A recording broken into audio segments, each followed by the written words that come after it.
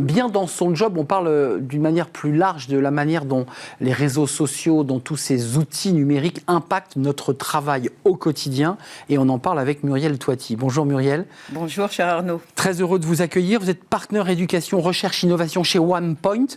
Et vous portez depuis, j'allais dire, presque quelques mois maintenant, un événement qui aura lieu demain chez OnePoint, autour justement de ces sujets de la dématérialisation et de la manière dont ils impactent notre vie quotidienne au travail. Est-ce que c'est bien cela, l'esprit de l'événement ? C'est exactement cela, cher Arnaud, et merci de m'inviter sur votre plateau.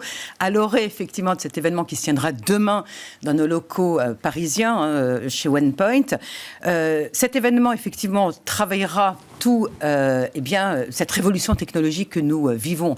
Révolution, évolution, outils numériques, digitalisés autour de la formation, autour de la recherche. Pour rappel, l'Institut OnePoint est l'entité transverse de notre maison qui structure et centralise nos activités de recherche et de développement et d'innovation et qui crée par le biais finalement de laboratoires communs des travaux de recherche sur des sujets ô combien impactants, notamment sur les IA génératives. Vous parliez des réseaux sociaux et de ChatGPT, on est en plein dedans et c'est effectivement sur ce quoi nous allons débattre demain lors de cette manifestation qui a comme sujet phare comment la société se représente-t-elle son futur. Vous voyez ô combien important et impactant cela est. Comment elle se représente son futur, et j'allais dire à l'aune soit d'un espoir absolu, soit d'une angoisse profonde de se dire demain j'ai plus de travail parce que le notariat, l'expertise comptable, tous les sujets de services et de tertiaires seront impactés. Ça, c'est une des thématiques, promouvoir de nouvelles formes de coopération dématérialisées et inclusives. C'est-à-dire, la cohabitation est possible ou la bouche vorace du numérique va tout détruire ? Non, la bouche vorace du numérique nous détruira si on la laisse nous détruire. Il faut absolument créer ce que moi j'appelle cet équilibre harmonieux qui est de toute façon inévitable parce que la révolution est en marche. Donc de toute façon, qu'on ne le veuille pas, on est dedans. Donc il n'y a pas de débat. En revanche, il ne faut jamais oublier que c'est l'humain qui est au cœur du réacteur et qui, quand on parle même de virtualisation ou de dématérialisation, n'oublions pas qu'on parle de choses matérielles. Le serveur, les logiciels, le cloud, ça reste des outils profondément matériels. Tout l'art sera de savoir équilibrer, toujours en maintenant l'humain au cœur du débat, mais surtout en créant dans ces nouveaux outils pédagogiques, ces nouvelles formations d'avenir, parce que l'idée, c'est de créer des formations digitales, hybrides, qui vont travailler les métiers de demain à horizon 10, 20, 30 ans, bien évidemment. Et tous ces outils-là devront être expérientiels, hybrides, inclusive où finalement l'apprenant il pourra trouver son bien-être et surtout sa puissance de la créativité, sa puissance de son imagination et sa puissance de la collaboration.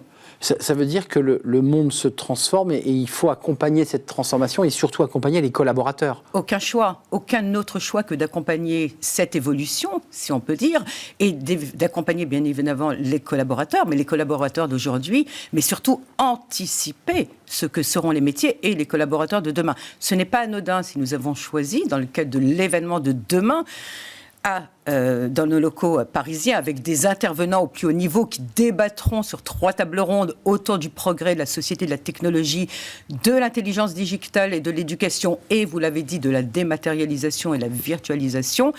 Si autant d'intervenants au plus haut niveau seront là pour débattre de façon très hybride, et si les 4 thématiques autour de ces 3 tables rondes sont anticipation, parce que nous devons anticiper ce qui sera demain, hybridation, parce que nous devons désiloter les disciplines absolument pour permettre justement un travail collaboratif, implication, parce que nous devons tous nous impliquer dans nos différences et travailler le 1+1 fondera dans des collaborations inclusives, et enfin l'action, parce que je ne connais rien d'autre que de faire, et chez OnePoint, ce qu'on dit, on fait. Un mot, qu'est-ce que vous en attendez ? Parce qu'on a le sentiment aussi qu'à travers cette espèce de centre de recherche, à travers toutes ces discussions qui auront lieu demain, vous cherchez quoi ? À faire de la pédagogie, à nous éclairer, à nous rassurer ?